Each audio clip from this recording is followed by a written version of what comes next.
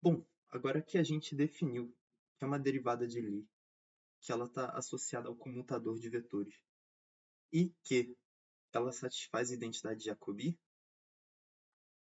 a gente pode perceber que, construindo essa derivada dessa maneira, ela tem as mesmas propriedades dos nossos colchetes de Poisson. Ela é antissimétrica, ela vai obedecer à regra do produto, se a ordem, né, de aplicação dos vetores estiver correta, digamos assim. Ela obedece à identidade de Jacobi, da mesma maneira que aqui em cima o parêntese de Poisson. Então, como a gente tem essas duas estruturas obedecendo às mesmas regras matemáticas, a gente pode dizer que elas são essencialmente as mesmas. Então, como a derivada de Lie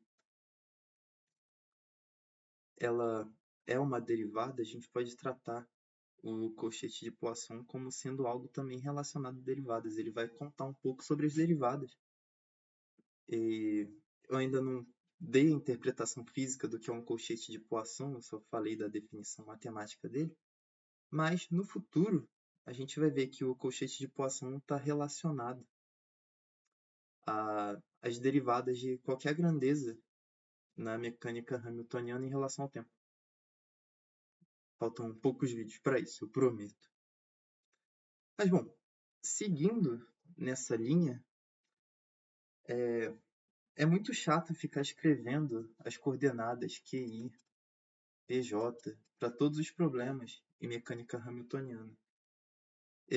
Até porque eles são meio que tratados de uma mesma maneira, né? Eles são coordenadas de um nosso espaço de fase qualquer. Então, existe uma notação chamada notação simplética que tenta unificar isso e tratar tudo de uma maneira mais unificada, de modo a tornar a álgebra mais simples e fazer contas mais rápido também. Qual que é a ideia?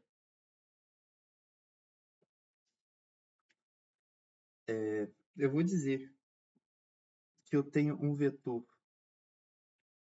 de coordenada generalizado.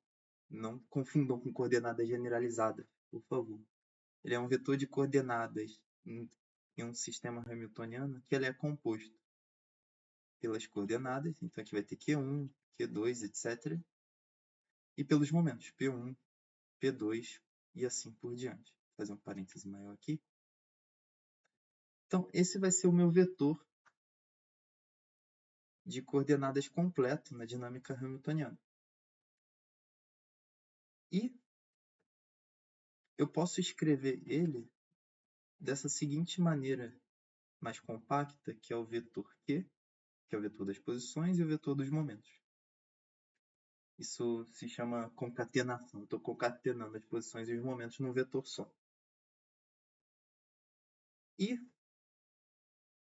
para tudo funcionar, eu também vou definir uma matriz. Normalmente, ela é escrita como J, em várias referências, que ela é a seguinte matriz. Ela vai ser um zero, uma identidade e o zero. Só que aqui tem um sinal de menos também.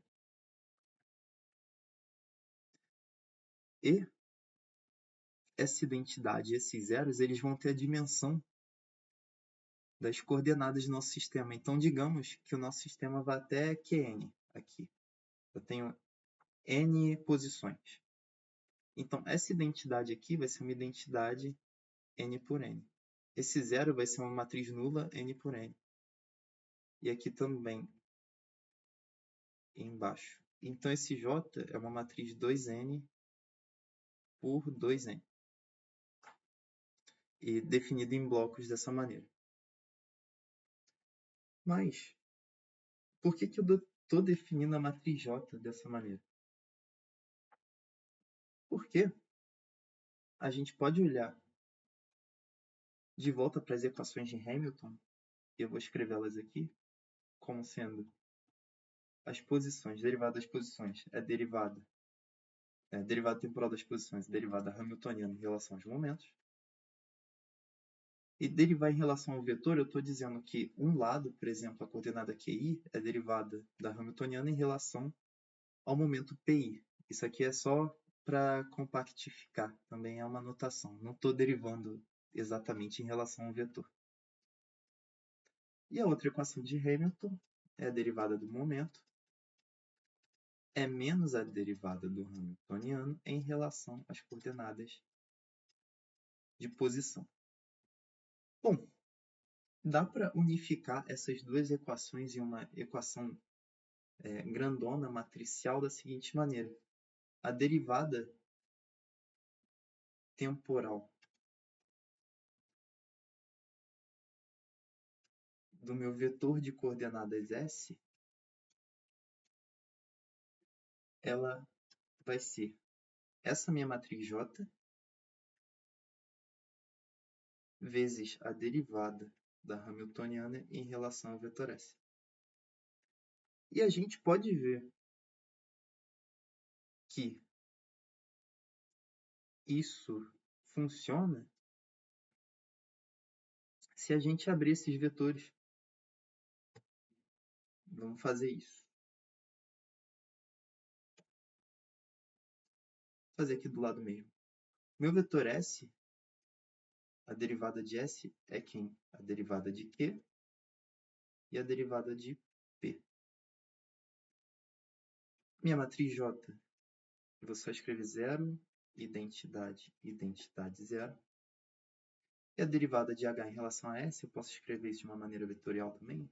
Derivada de H em relação a Q. E a derivada de H em relação a P. Aqui tem um menos, sempre esqueço do menos. Então, se a gente abre esse produto matricial, escreve componente a componente aqui, a derivada de Q vai ser quanto? 0 vezes dHdQ mais identidade vezes HdP, dHdP, que é simplesmente dHdP, que é a primeira equação de Hamilton. Da mesma maneira, a derivada de P vai ser menos 1 vezes dHdQ mais 0 vezes dHdP. Ou seja, a derivada de P é menos dHdQ. Então, escrever as equações de Hamilton dessa maneira ajuda a compactificar a notação e a gente vai ver que vai executar a conta de uma maneira muito mais rápida.